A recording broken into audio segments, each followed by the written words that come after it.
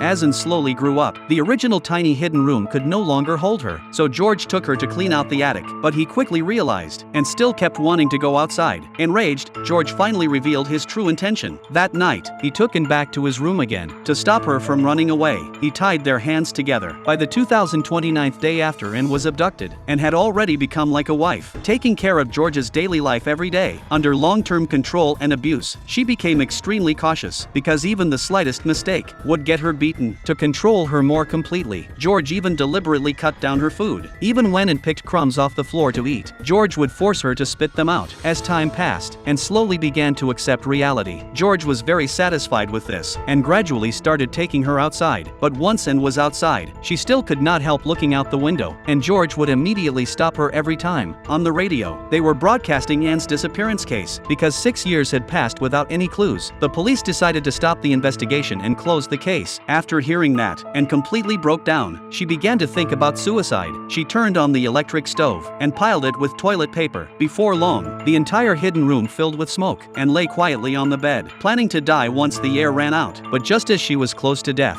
she gave up. She hurried to put out the stove, and to keep George from finding out, she sprayed a large amount of toilet water. But the hidden room was too small. The smell would not go away at all. George could tell the moment he walked in. Later, on the 2908th day, it happened to be Anne's 18th birthday. George even bought her a cake, and gave her a very simple coming-of-age celebration. Sometime later, one noon, George told Anne that he was going to sell the van, and told her to clean it first. When Anne sat in that van again, the very van that had dragged her into hell, she felt devastated. But while she was cleaning it carefully, she suddenly noticed that the door was not fully shut. At that moment, George was outside negotiating the price with the buyer, and immediately understood this might be her best chance to escape, and ran straight for the door. Although she had been underfed for so long, her desperate will to survive still gave her the strength to run, and finally escape George's control. This film is based on a real case from 1998. An Austrian girl named Natascha Kampusch was kidnapped and imprisoned by a man for 8 years, but she never gave up hope, and finally escaped successfully on the 3096th day. Reality was even crueler than the film. During her captivity, Natascha suffered deep psychological trauma. Wounds like these may take a lifetime to heal, and after George discovered that the girl had escaped, he also knew he had no way out. As he watched the train approaching, he chose to end his own life.